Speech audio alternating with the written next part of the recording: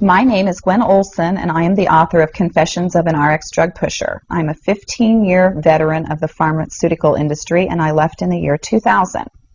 And what I would like to do today is I would like to dispel the myth that the pharmaceutical industry is in the business of health and healing. Because in fact, what the pharmaceutical industry is in the business of doing is disease maintenance and symptoms management.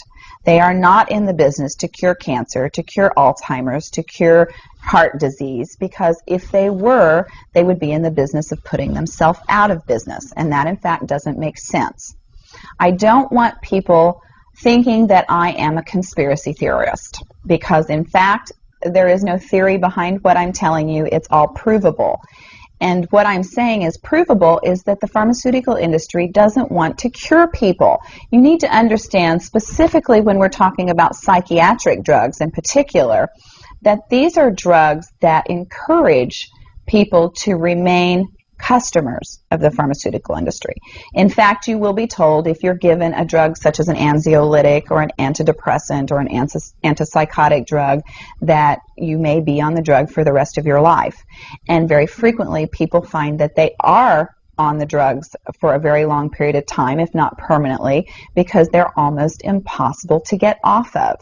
Some of them can have very serious withdrawal symptoms, and most of them can have extremely serious withdrawal symptoms if they're stopped cold turkey, but some people even experience withdrawal symptoms when they try to titrate or they try to eliminate the drug little by little, day after day.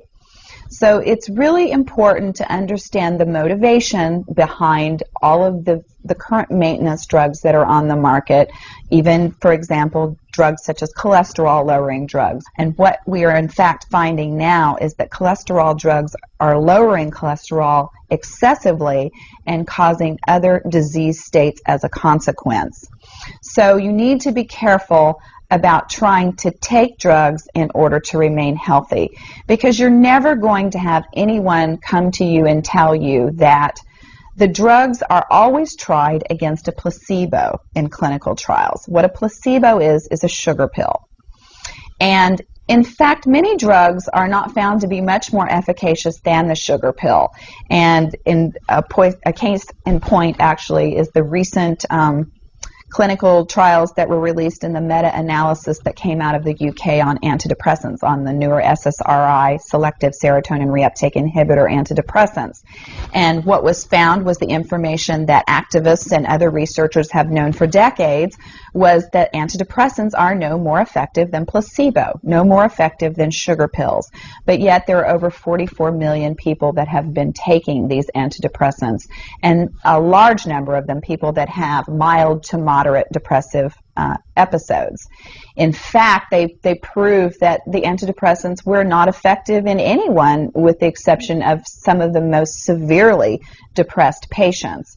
And I can tell you from personal experience that there are a number of things that depressed patients can do to improve their mental status aside from drugs that are quite effective, and in fact more effective than placebo. Another recent study that was released showed that exercise was in fact more effective than either placebo or the antidepressant drug that they were compared to. But just like Bill Maher said in his show, you know, we're never going to hear any ads on television that are sponsored by anybody saying, you know, the New England Journal just announced that exercise is twice as effective as antidepressants in curing depression. Ask your doctor if getting your butt off the couch is right for you. You know, you're never going to get that kind of good information, fair, balanced information, as long as pharma is funding the major TV stations, the advertising that supports those television stations, the major journals, and all of the advertising that supports the major journals. You just have to be commonsensical people and understand that the pharmaceutical industry makes 5 to 6 times the amount of money as any of the other Fortune 500 companies in the United States of America. They are not not going to easily or readily give up that income. And we are, in fact, considered a human commodity. Our loved ones, our children, our elderly are considered cash cows that are preyed upon by pharmaceutical reps such as myself, who are encouraged to go in and build market shares without thinking about the consequences to patients, without knowing the misinformation that they are distributing, without being aware that the clinical data has been contrived, or that the patient populations have been cherry-picked, or that the side effects have been minimized and reported in such a manner that it doesn't present the information correctly. I spent 15 years in this industry. I was one of the best, but I'm here to tell you that the industry has run amok, that we are at a severe crossroads in this nation, and that we have got to take our power back, and we have got to start making the pharmaceutical industry accountable for their actions and for the defective products that they're putting on the market.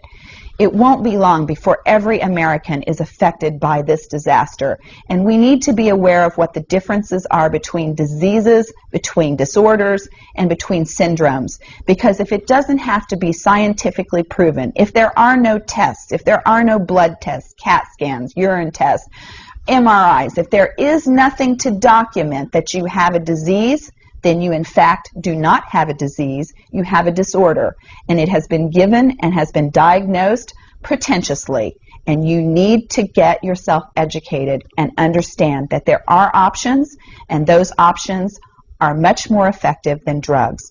You need to look into the nutritional aspects of your diet and your lifestyle aspects. Are you exercising? Are you taking care of yourself in the ways that you need to be proactive about your health?